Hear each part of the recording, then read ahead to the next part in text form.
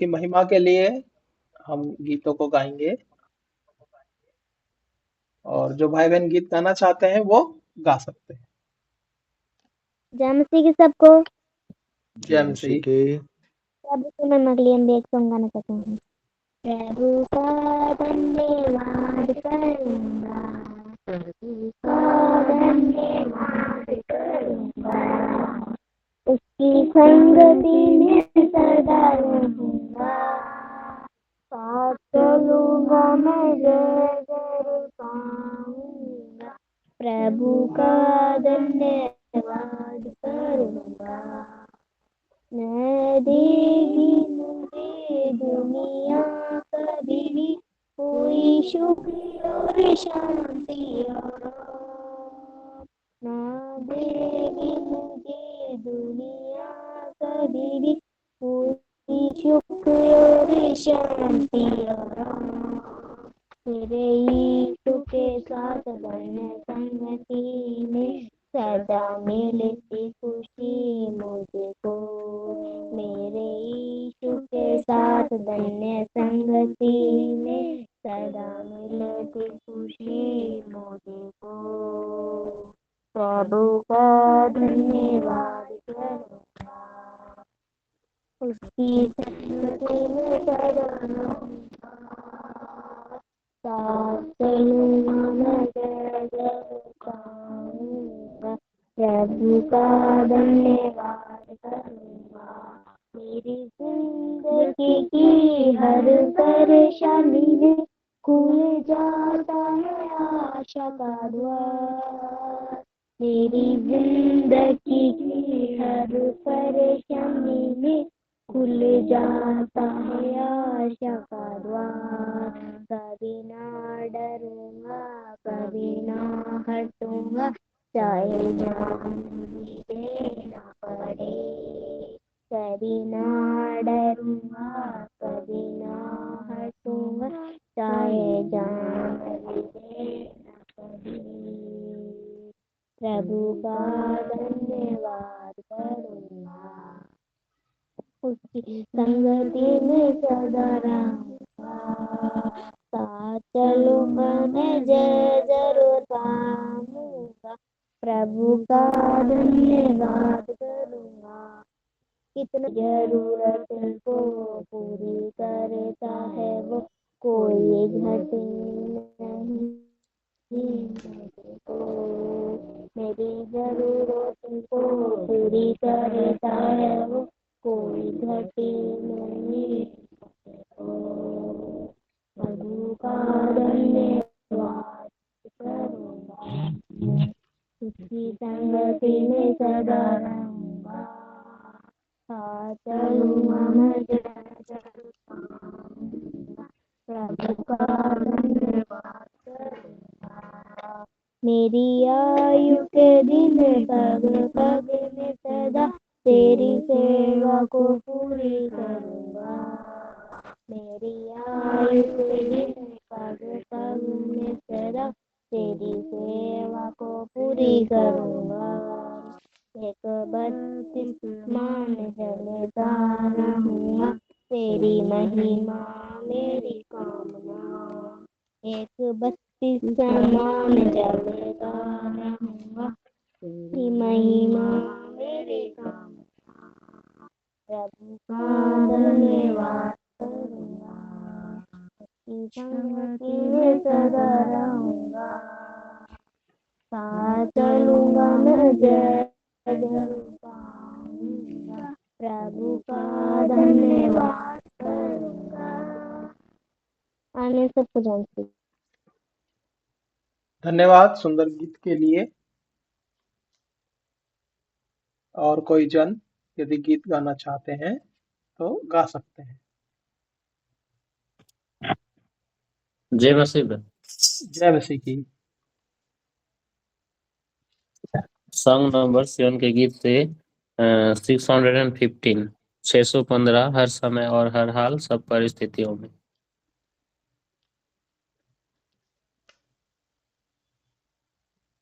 हर समय और हर हाल सब परिस्थितियों में भजूंगा अपने यीशु को मैं, मेरे जीवन का एक ही सहारा वो है, गाऊंगा गुण सदा यीशु के।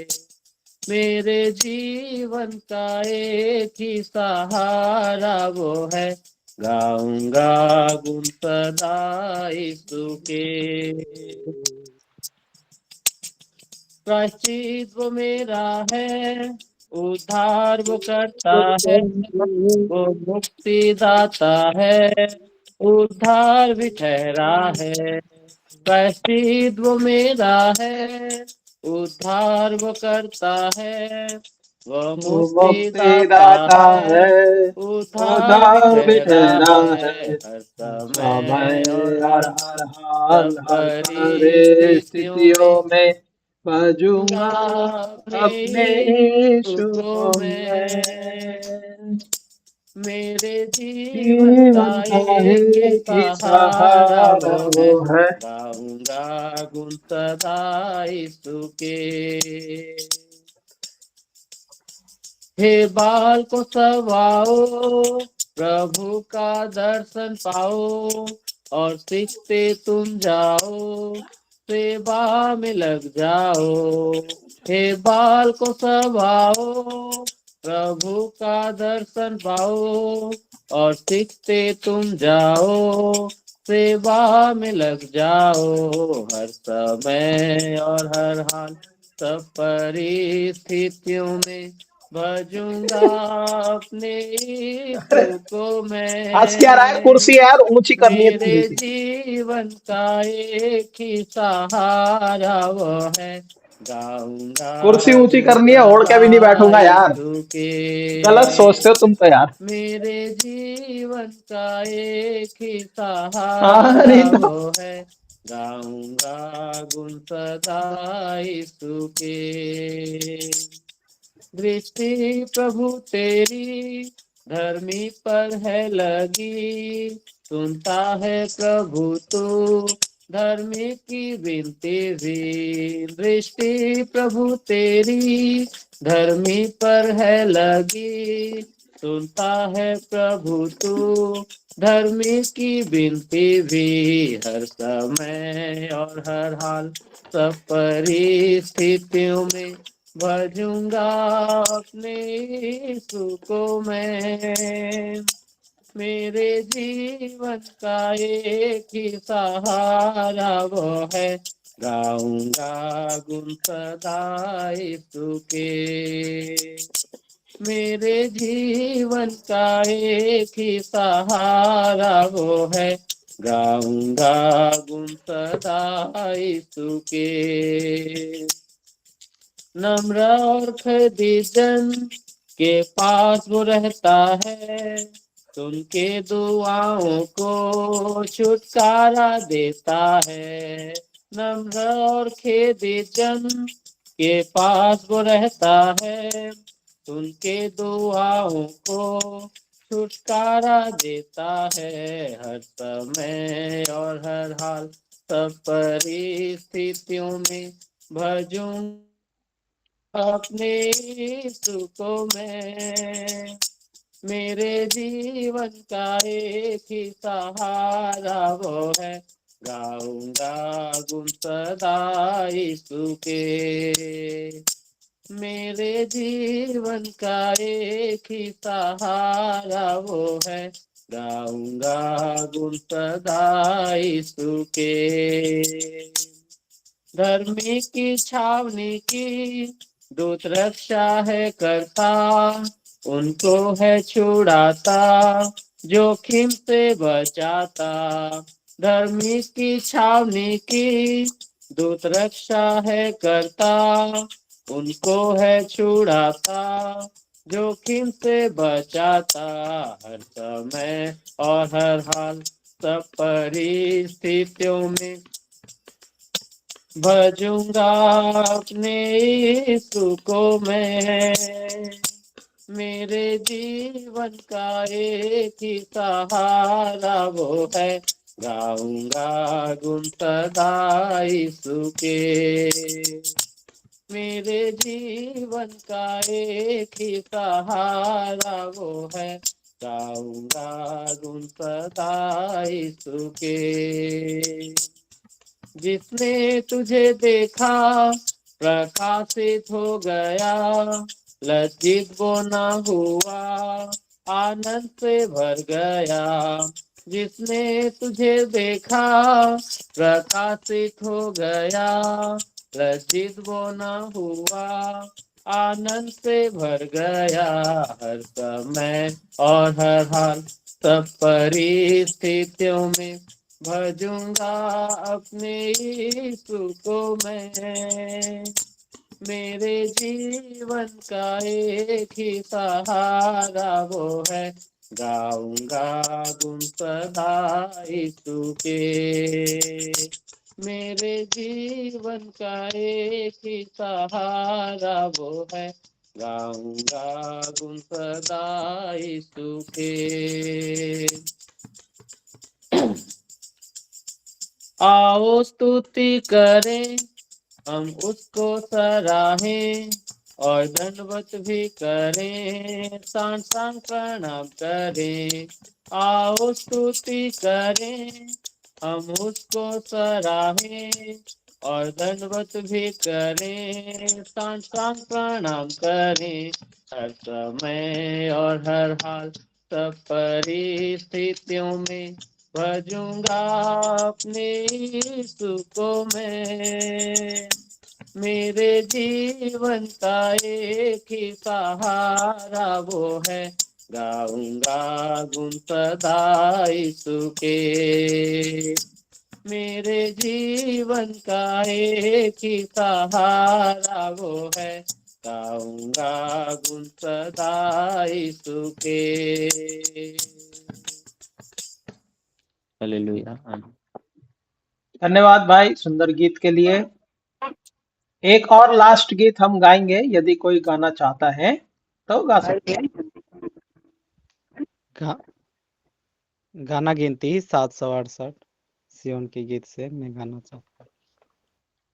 यीशु ही अकेला सच्चा परमेश्वर है, यीशु ही अकेला तारनहार है, यीशु ही ये अकेला अकेला सच्चा सच्चा परमेश्वर परमेश्वर है, है, यीशु ही यीशु ही अकेला अकेला तारनहार तारनहार है। है। जय बोलो जय जय बोलो बोलो यीशु यीशु की तुम मसीह, जय जय बोलो, बोलो जय जय बोलो बोलो जय जय बोलो बोलो यीशु की यीशु तुम की तुम जय जय बोलो। बोलो। सबको पाप से छुड़ाने को यीशु जग में आया है, सबके पापों के खातिर अपना लहू बहाया है, सबको पाप से छुड़ाने को यीशु जग में आया है, सबके पापों के खातिर अपना लहू बहाया है। क्रूस पर चढ़कर यीशु ने प्राण दिया है, तीसरे दिन यीशु फिर से जी उठा है। क्रूस पर चढ़कर यीशु ने प्राण दिया है, तीसरे दिन यीशु फिर से जी उठा है। उस पर तुम विश्वास करो अनंत जीवन पाओगे, उस पर तुम विश्वास करो अनंत जीवन पाओगे। जय बोलो जय बोलो यीशु की तुम जय बोलो, जय बोलो जय बोलो यीशु की तुम जय बोलो।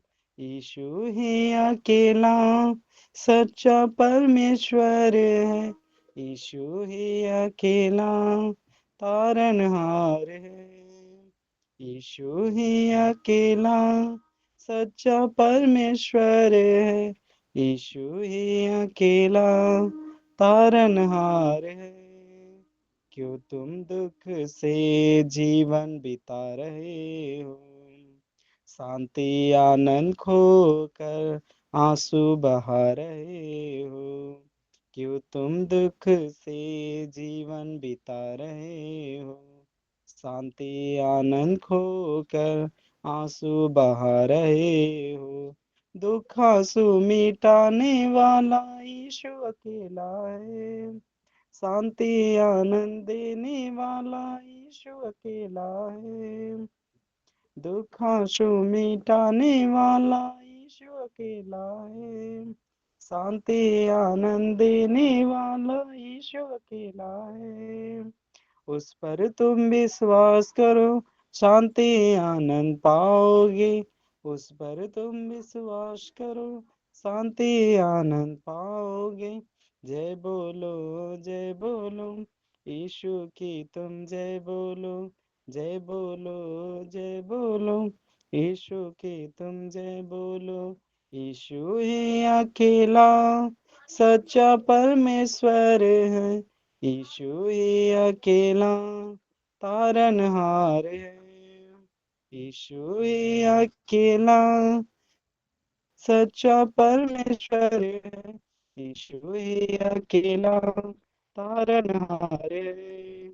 जय बोलो, जय बोलो, यीशु की तुम जय बोलो। जय बोलो, जय बोलो, यीशु की तुम जय बोलो। धन्यवाद।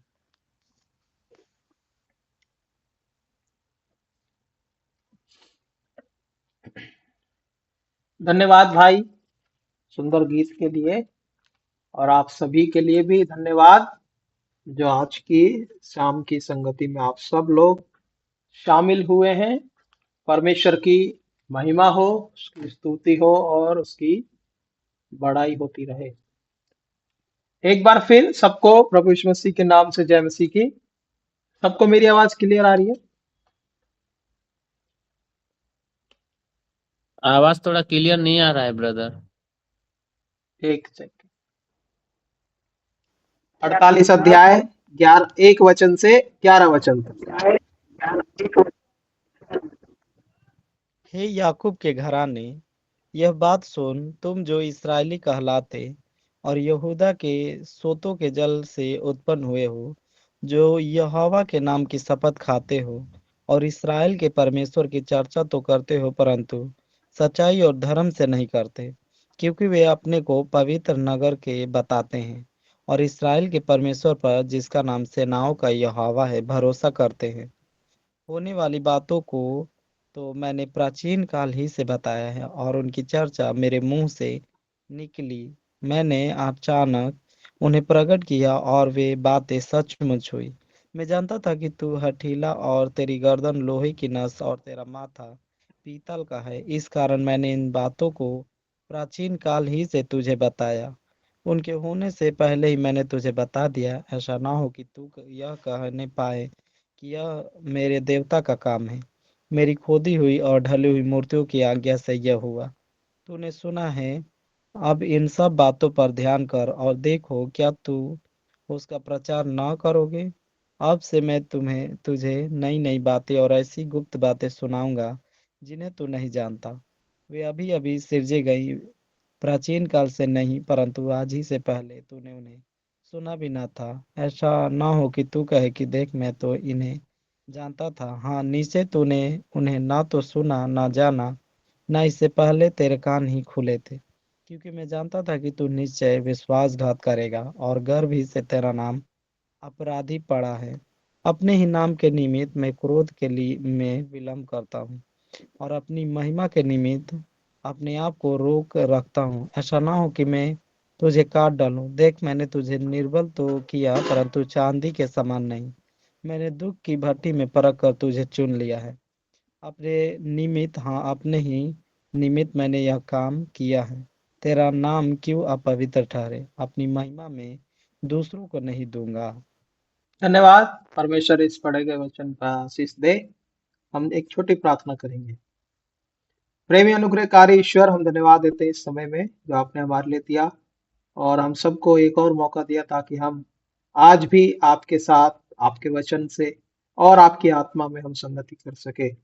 हे प्रभु, प्रार्थना है हम सबको सुनने वाले कान, समझने वाला हृदय दो। खैर प्रभु जी, हम सब से अपने हमारे जीवन के द्वारा अपने नाम की महिमा लो।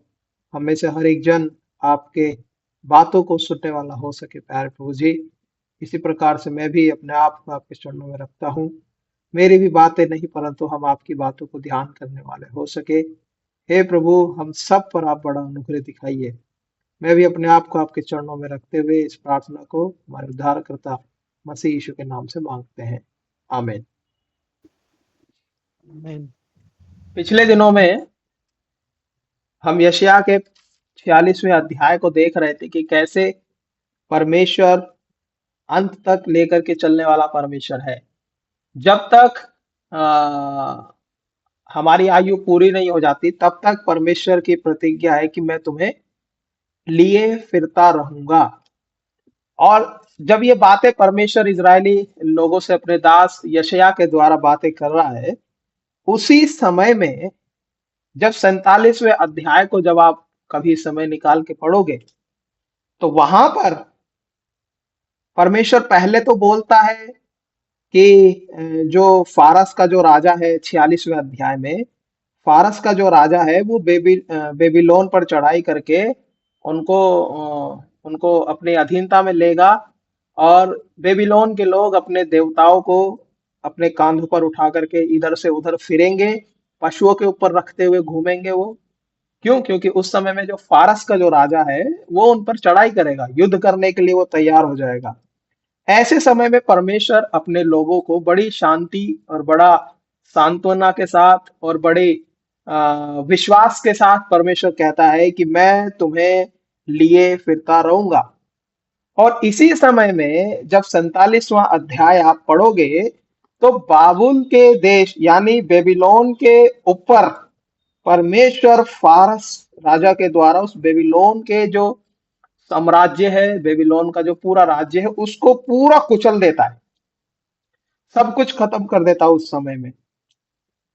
और बाइबल में बेबीलोन को परमेश्वर के विरुद्ध बलवा करने वाले लोगों के रूप में, एक प्रतीक के रूप में यहाँ पर रखा गया है कि ये लोग परमेश्वर के विरोध में क्या करते थे? बलवा करते थे। ये जो कहानी है, ये जो भाग है, ये जो घटना है, हम क्यों इस बात को देख रहे हैं? क्योंकि परमेश्वर की हर एक प्रतिज्ञा के साथ कोई ना कोई घटना जुड़ी हुई है। इसीलिए हम हर एक घटना को थोड़ा संक्षिप्त में देखते हैं ताकि जो परमेश्वर की प्रतिज्ञा है वो हमें अच्छी रीति से समझ में आ सके। और यहाँ पर परमेश्वर 47वें अध्याय के अंदर बेबीलोन के ऊपर फारस के राजा को भेज करके उसको उसके अधीनता में, बेबीलोन को अपनी अधीनता में लेने के लिए ये चढ़ाई करता है। और 48वें अध्याय में जब हम पढ़ते हैं तो फिर परमेश्वर अपने दास यशायाह के द्वारा इजराइल लोगों से दोबारा बातें करता है। वो बात कर रहा है कि हे याकूब के घराने, यह बात सुन, तुम जो इजरायली कहलाते हो, यहूदा के स्रोतों के जल से तुम उत्पन्न हुए हो। और ऐसे करके उनको परमेश्वर बात कर रहा है। और यहाँ पर परमेश्वर बात करता है, विशेष करके वो कहता है कि जो बातें तुमने नहीं सुनी, जो बातें तुमने नहीं देखी, जो तुम्हारे कानों में भी नहीं पड़ी, जो पहले से ठहराई हुई है, ऐसा करके परमेश्वर बता रहा है। और परमेश्वर ये भी बता रहा है कि किस प्रकार से कह रहा है कि मैं तुमको पहले से ही जानता था कि तुम विश्वासघाती निकलोगे। जब हम 8 वचन को पढ़ते हैं, 48वें अध्याय के 8 वचन को, तो वहां लिखा है, हाँ निश्चय तूने उन्हें ना तो सुना ना जाना, ना इससे पहले कि तेरे कान खुले खुले थे, क्योंकि मैं जानता था कि तू निश्चय विश्वासघात करेगा। परमेश्वर कितना अद्भुत रीति से इजराइल के जो बचे हुए, जो थोड़े बहुत लोग हैं, उनको परमेश्वर किस रीति से उनको बात कर रहा है। परमेश्वर जानता था कि ये लोग आने वाले समय में विश्वासघात करेंगे। परमेश्वर जानता था कि ये लोग हठीले लोग हैं। जब आप पढ़ोगे इसी 48वें अध्याय के 4 वचन को जरा पढ़िए तो परमेश्वर कैसे उन लोगों से बातें कर रहा है। मैं जानता था कि तू हठीला है और तेरी गर्दन लोहे की नस और तेरा माथा पीतल का है। हाँ, मैं जानता हूं कि तू हठीला है और तेरी गर्दन जो है लोहे की है। तेरी गर्दन लोहे की नस और तेरा माथा पीतल का है।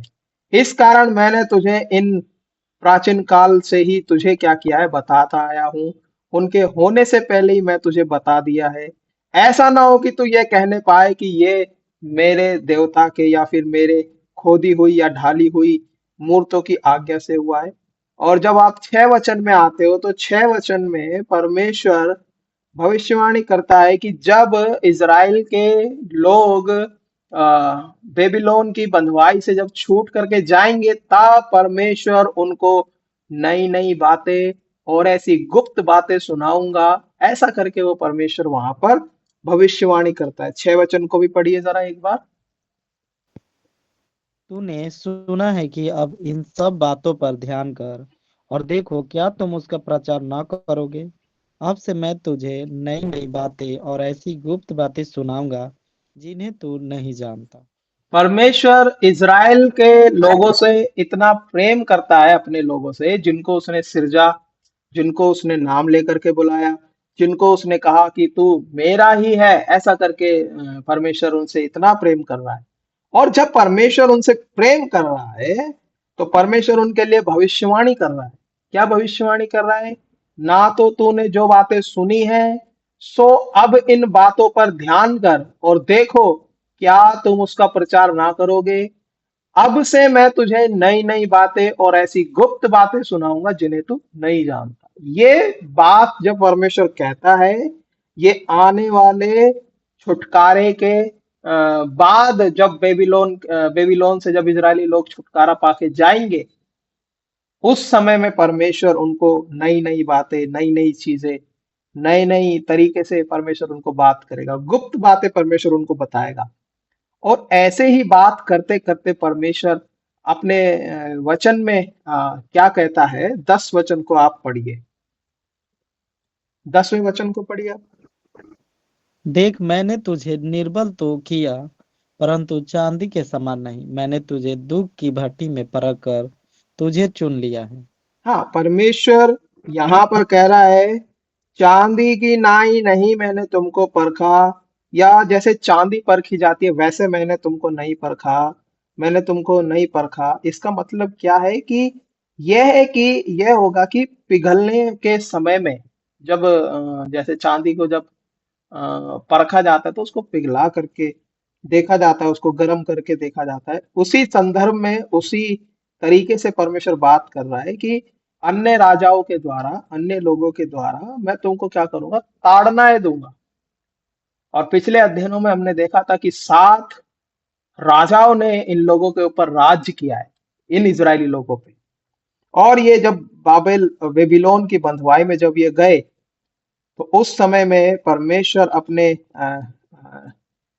लोगों को बता रहा है, उन लोगों को बता रहा है जो बंधुआई में गए हुए हैं। वो कह रहा है कि देख, मैंने तुझे निर्मल तो किया परंतु चांदी के जैसा नहीं। मैंने तुझे दुख की भट्टी में क्या कर लिया, परख लिया है ना। इसीलिए परमेश्वर क्या कहता है कि यहाँ पर बता रहा है कि चांदी को शुद्ध करने के लिए जरूरी है कि वो आग से ताई जाए, परखी जाए, तभी वो चांदी का जो असली रूप है सामने निकल करके आएगा।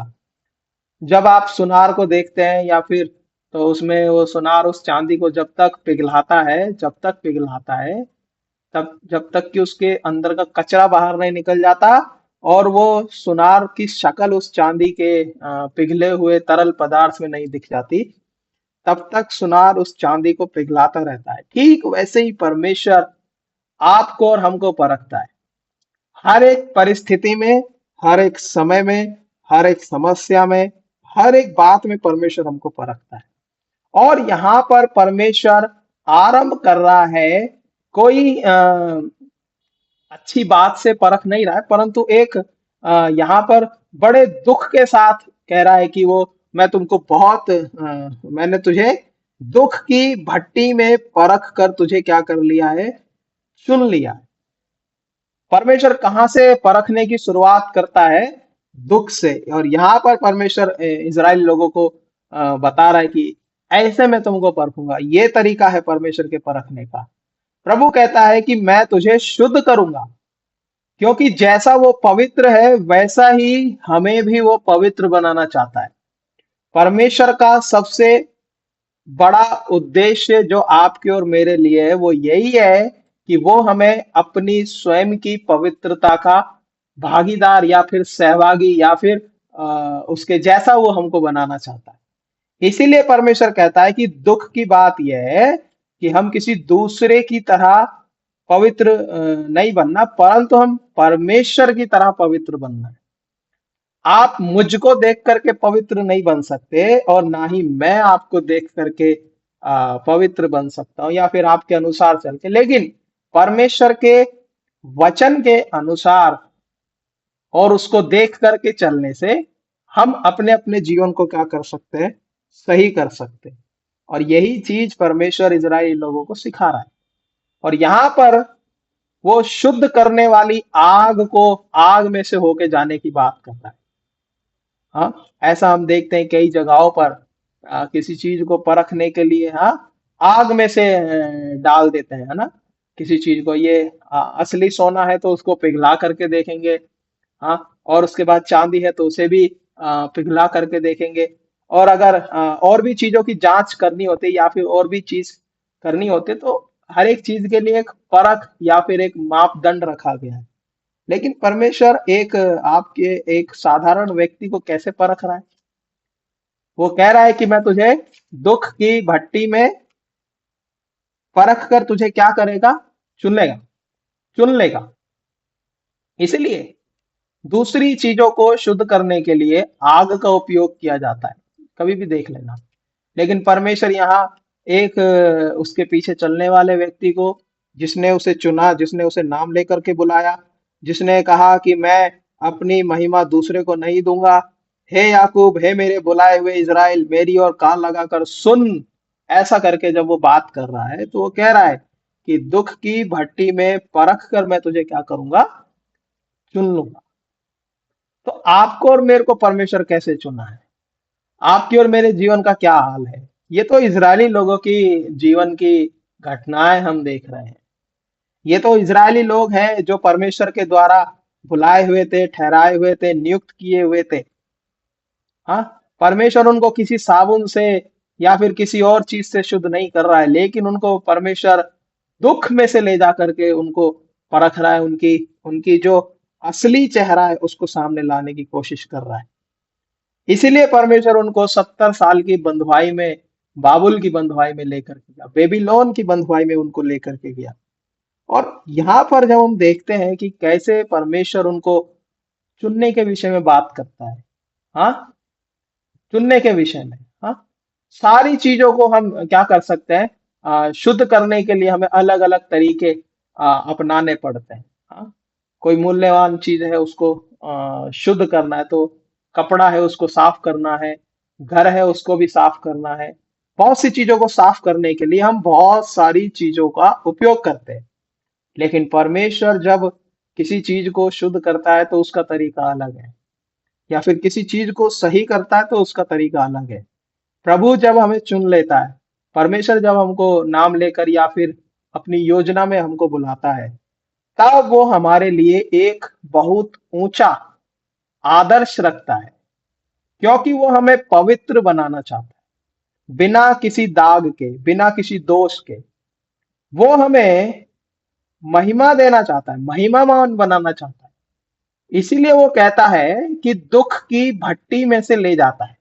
कितनी बार हम कहते हैं कि परमेश्वर हमको क्या कर गया है, भूल गया है।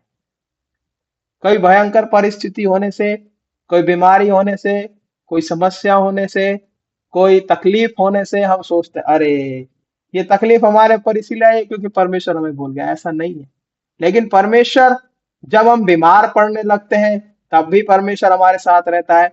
जब हम परीक्षाओं में पढ़ते हैं तब भी प्रभु हमारे साथ है। इस स्थिति में वो हमें हमारे नजदीक रहता है। इसीलिए परमेश्वर कहता है कि टूटे मन के साथ, टूटे मन के समीप में रहने वाला परमेश्वर है। पढ़िए, एक वचन पढ़िए, यिर्मयाह नबी की किताब और 17वां अध्याय और उसका 9 वचन। हाँ, पढ़िए। यिर्मयाह 17वां अध्याय 9 वचन।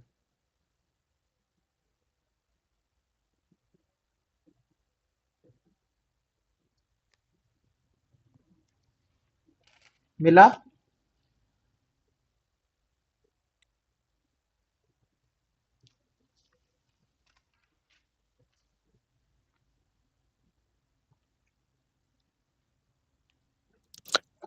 मन तो सब वस्तुओं से अधिक धोखा देने वाला होता है।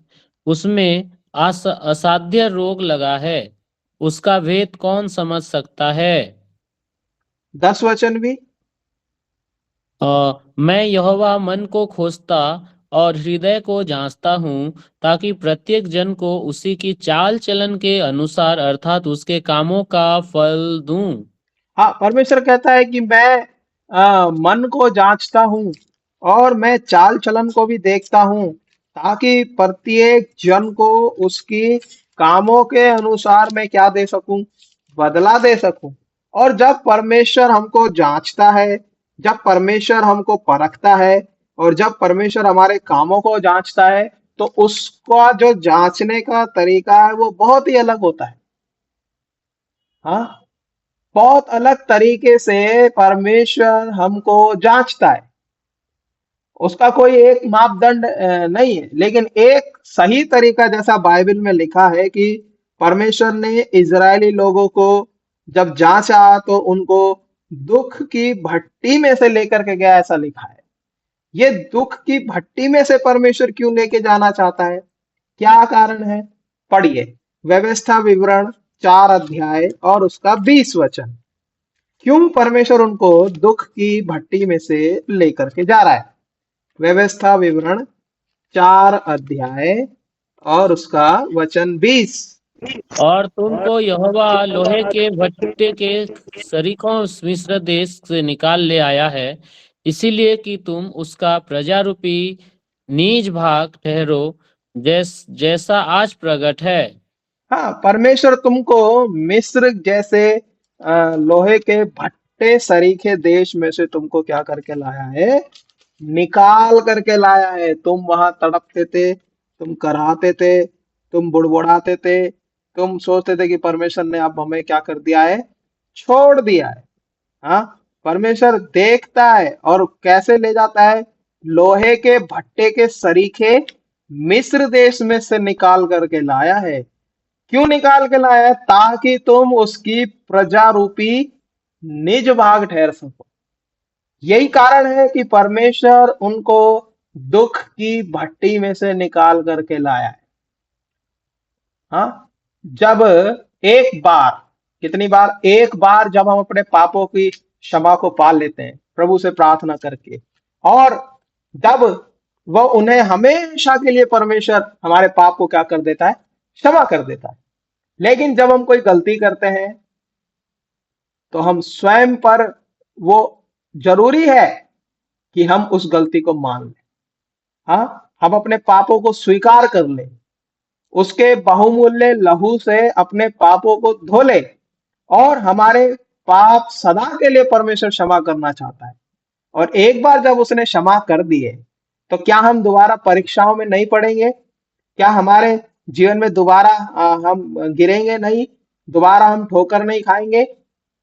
हाँ, एक बार कोई किसी शर्ट, अच्छी शर्ट को हमने अच्छे से धोया बढ़िया सर्फ में, और उसके बाद उसको आयरन करके अच्छे से उसको ढक के रख दिया, और क्या उस पे कभी दोबारा कुछ वो दाग नहीं पड़ेगा? क्या उस पे धूल नहीं पड़ेगी? बिल्कुल पड़ेगी। ठीक वैसे ही जिस प्रकार से एक नॉर्मल धब्बे लगे हुए कपड़े को जब हम धोते हैं तो वो ठीक रीति से साफ हो जाता है, उसी रीति से परमेश्वर भी हमारे अपराधों को और पापों को क्षमा करने के लिए तैयार रहता है। क्यों? ताकि वो हमें निष्कलंक बना सके, शुद्ध बना सके, पवित्र बना सके। इसी तरीके से जब दाऊद परमेश्वर के पास आता है, तो दाऊद को परमेश्वर कैसे तैयार कर रहा है? उसने परमेश्वर का विद्रोह नहीं किया था, पर वो जान लिया था कि वो एक योजना के लिए परमेश्वर उसको क्या कर रहा है, तैयार करता है। जब आप भजन संहिता के 18वें अध्याय के 16 से 19 वचन को भाग को जब आप पढ़ोगे तो परमेश्वर कैसे दाऊद को उस समय में लेकर के गया, कैसे वहां से परमेश्वर उसको निकाल करके लाया। पढ़िए इस बात को, भजन संहिता 18 अध्याय का 16 वचन से 19 वचन। उसने उसने ऊपर से हाथ बढ़ाकर मुझे थाम लिया और गहरे जल में से खींच लिया। उसने मेरे बलवन्त शत्रु से और उनसे जो मुझसे घृणा करते थे मुझे छुड़ाया, क्योंकि वे अधिक सामर्थी थे। मेरे संकट के दिन वे मेरे विरुद्ध आए, परंतु यहोवा मेरा आश्रय था और उसने मुझे निकालकर चौड़े स्थान में पहुंचाया। उसने मुझको छुड़ाया क्योंकि वह मुझसे प्रसन्न था। हाँ, वो कह रहा है उसने मुझको छुड़ाया है क्योंकि वो मुझसे क्या था, प्रसन्न था। इससे बड़ी दुख और इससे बड़ा क्या बोलते हैं, परखने का विषय क्या हो सकता है कि जब बलवंत शत्रु हमारे पास में है और वो हमसे घृणा कर रहे हैं, वहां भी परमेश्वर क्या कर रहा है, छुड़ा रहा है। दाऊद के जीवन में भी यही था।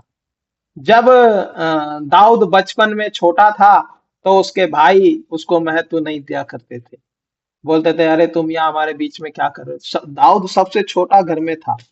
और बाइबल के नियम के अनुसार यदि देखा जाए तो बाइबल की व्यवस्था के अनुसार जब यूसुफ घर का सबसे छोटा बेटा था तो वो घर में रहा करता था। ये बात आपको ध्यान होगी। लेकिन जब दाऊद का समय में, दाऊद घर में सबसे छोटा है लेकिन वो घर के बाहर है। इसीलिए इससे बड़ा दुख और क्या होगा, दाऊद सोचता होगा अरे मैं घर में सबसे छोटा हूं और ये लोग मुझे ही सब काम पकड़ा रहे हैं, मेरे को ही भेड़ बकरी चराने भेज रहे हैं। बहुत सारी चीजें हो सकती है। लेकिन यहाँ पर परमेश्वर उसको कह रहा है, वो दाऊद कह रहा है मेरी विपत्ति के दिन वे मुझ पर आ पड़े, परंतु यहोवा मेरा आश्रय था। और लिखा है उसने मुझे निकाल कर चौड़े स्थान में पहुंचा दिया, उसने मुझे छुड़ाया क्योंकि वो मुझसे क्या था, प्रसन्न था। जब परमेश्वर हमसे प्रसन्न होता है, हाँ, परमेश्वर हमसे क्या होता है, प्रसन्न होता है।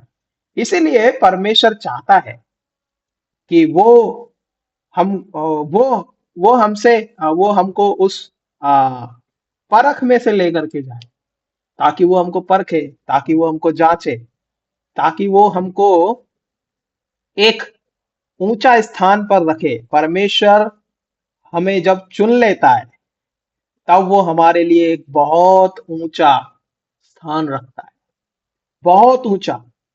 जैसा कि दाऊद को परमेश्वर ने चुन लिया और उसके लिए एक ऊंचा स्थान रखा, ठीक वैसे ही इज़राइल को जब परमेश्वर ने चुन लिया और उसको दुख की भट्टी में से ले जा करके परखा, तब उसके लिए एक ऊंचा स्थान रखा। ठीक वैसे ही परमेश्वर जब आपको और मुझको भी चुन लेता है और परमेश्वर चाहता है कि वो हमें एक ऊंचे स्थान पर रखे, तो वो हमको लेकर के जाएगा, वो हमको लेके जाएगा उस परख में से। इसीलिए जब हम परखे जाते हैं तब हम परमेश्वर की ओर आंखें उठाना, तब हम परमेश्वर की तरफ देखना, वही हमारे लिए एक मार्ग निकाल सकता है, वही हमें इस परीक्षा से बचाने की सामर्थ्य रखता है। यदि नहीं तो हे राजा, जैसा कि शद्रक मेशक अबेदनगो ने कहा कि हमारा परमेश्वर इस धधकते हुए आग के भट्टे से भी हमें बचाने की सामर्थ्य रखता है, तो भी हे राजा तुझे ये बात ध्यान हो कि हम तेरी बनाई हुई मूर्त की उपासना हम क्या करेंगे, नहीं करेंगे। ऐसा करके निर्णय के साथ जब हम प्रभु के साथ चलते हैं तो प्रभु हमें हाथ बढ़ा करके क्या करता है, खींच लेता है। बहुत जरूरी है, बहुत जरूरी है। परमेश्वर ने जब हमें चुना है तो उसके बुलाहट को, उसके चुने जाने को हमें सिद्ध करके दिखाना है। इसलिए परमेश्वर कहता है देख मैंने तुझे निर्मल तो किया परंतु चांदी की नाई नहीं, मैंने दुख की भट्टी में परख कर तुझे क्या कर लिया है, चुन लिया है। क्यों परमेश्वर दुख की भट्टी में से लेकर के जाता है, एक और उदाहरण देखिए। दानियल नबी की किताब और उसका 9 अध्याय और उसके 17, 18, 19 वचन, उसको भी हम पढ़ लेंगे। मेरे पास सिर्फ 10 मिनट बचे हैं।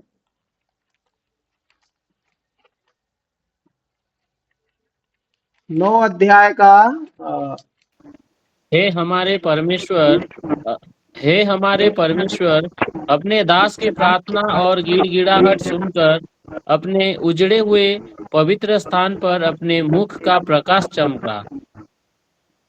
हे प्रभु, अपने नाम के निमित्त यह कर, हे मेरे परमेश्वर, कान लगाकर सुन, आंख खोलकर हमारी उजड़ी हुई दशा और उस नगर को भी देख जो तेरा कहलाता है। क्योंकि हम जो तेरे सामने गिड़गिड़ा कर प्रार्थना करते हैं, इसीलिए अपने धार्मिकता के कामों पर नहीं, वरन तेरी बड़ी दया ही के कामों पर भरोसा रख कर करते हैं। हे प्रभु, सुन ले। हे प्रभु, पाप क्षमा कर। हे प्रभु, ध्यान देकर जो करना है उसे कर, विलम्ब ना कर। हे मेरे परमेश्वर, तेरे नगर और तेरी प्रजा तेरी ही कहलाती है, इसीलिए अपने नाम की निमित्त ऐसा ही कर।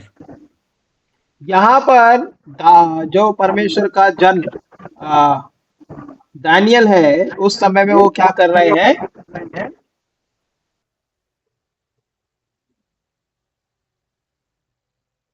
वो प्रार्थना कर रहे हैं।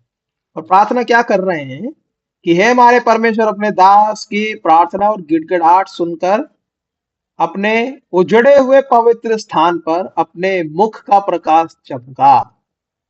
अपने नाम के लिए परमेश्वर इसको कर।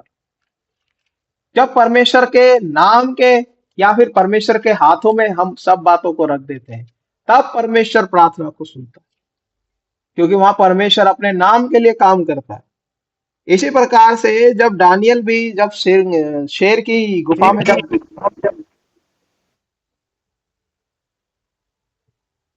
दानियल जब शेर की मांद में जब डाला गया, तो उस समय में भी दानियल ने प्रार्थना किया। हाँ, वो परीक्षा में था, वो समस्या में था, और लोगों ने उसकी चुगली खाई थी, और दानियल के जीवन में सताव आया था, और ठीक वैसा ही होता रहा। लेकिन जब दानियल सिंह की मांद में डाला गया, हाँ, जब शेर की गुफा में डाला गया, तब क्या हुआ? हाँ, दानियल की कोई हानि नहीं हुई।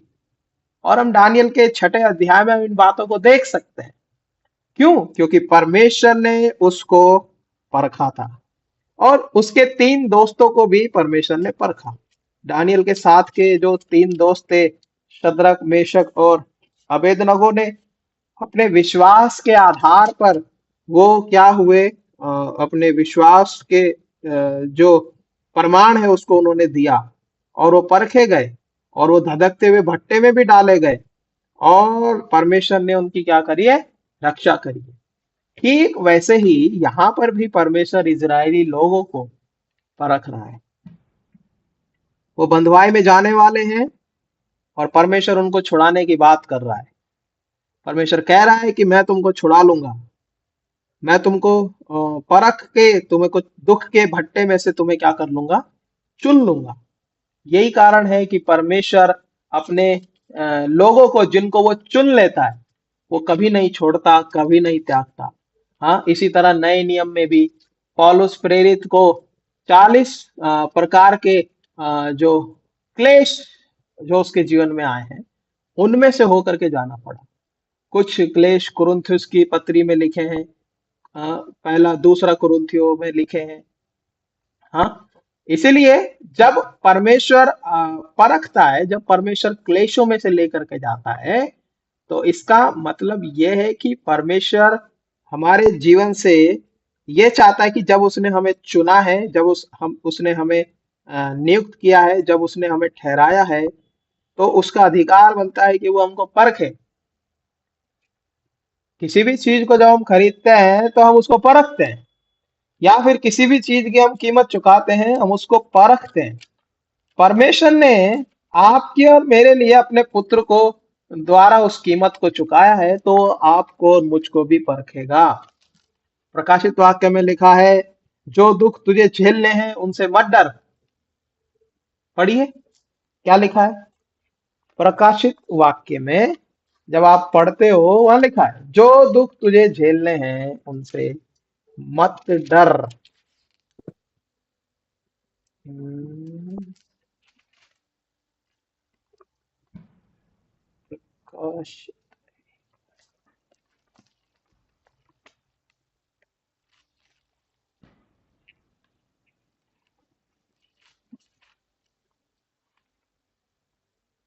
हम्म प्रकाशित वाक्य 2 अध्याय और 10 वचन। पढ़िए इसको। जो दुख तुझको झेलने होंगे उनसे मत डर, क्योंकि शैतान तुम में से कुछ को जेल खाने में डालने पर है, ताकि तुम परखे जाओ, और तुम्हें 10 दिन तक क्लेश उठाना होगा। प्राण देने तक विश्वास योग्य रहे तो मैं तुझे जीवन का मुकुट दूंगा। क्या परमेश्वर का जन यूहन्ना जब उसने परमेश्वर के प्रकाशन को जब लिख रहा है तो वो इस बात को लिखने से बिल्कुल भी नहीं पीछे हटा कि भाई जो दुख जो परख तुझ पर आएगी उसको जो हमारे जीवन में आएगी उसको उससे हमें नहीं डरना है। और वो कह रहा है कि शैतान तुम में से कुछ को जेल खाने में डालेगा ताकि तुम परखे जाओ और तुम्हें 10 दिन तक क्लेश उठाना होगा। प्राण देने तक विश्वासी रहे तो मैं तुझे क्या करूंगा, जीवन का मुकुट दूंगा। यही कारण है कि परमेश्वर अपने लोगों को परखता है, चुन लेता है, ताकि उनको जीवन का मुकुट दे सके। और यही चीज यशायाह की किताब में यशायाह अपने लोगों से, जो इज़राइल के लोग हैं, उनसे वो इस बात को कर रहा है कि देखो तुम परखे जाओगे, परमेश्वर तुमको दुख की भट्टी में से लेकर के जाएगा। उसमें कोई शंका वाली बात नहीं है। क्यों? क्योंकि परमेश्वर उन लोगों को उस बंधुआई में लेकर के जाएगा जिसमें वो अभी तक गए भी नहीं है। इसीलिए परमेश्वर यहाँ पर बात कर रहा है। वो अन्य जातियों को द्वारा वो बंधुआई में जाएगा और वो चांदी की नाई उनको परखेगा वहां पर। और चांदी को जैसे शुद्ध किया जाता है वैसे ही वो उनको उस दुख में जाकर के, उस परीक्षा में, उस समय में उनको क्या करेगा, शुद्ध करेगा।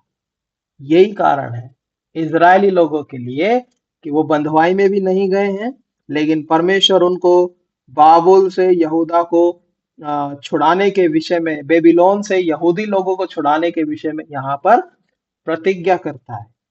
इसीलिए परमेश्वर जानता है कि क्या होने वाला है। इसलिए जब हम उस पर विश्वास करके चलते हैं, जब हम उसके नाम को जान लेते हैं, तो हमें दुख उठाना है, उसमें कोई दो राय नहीं है। हाँ, ये हमारे लिए क्या है, एक परख हो सकती है। इसलिए परमेश्वर चाहता है कि हम परखे जाएं। हाँ, बहुत सारे लोग बाइबल में क्लेशों में से गए हैं, बहुत सारे, हम ही नहीं। बाइबल में शुरुआत से ही लोग किस में से गए, क्लेश में से होकर के गए, दुखों में से होकर के गए, समस्याओं में से होकर के गए। कोई ऐसा व्यक्ति नहीं है बाइबल में जिसने समस्या का सामना नहीं किया। तो आपको और मुझको भी समस्या का, परिस्थितियों का और क्लेशों का सामना करना है। क्या प्रभु यीशु मसीह को क्लेशों का सामना नहीं करना पड़ा? बिल्कुल करना पड़ा।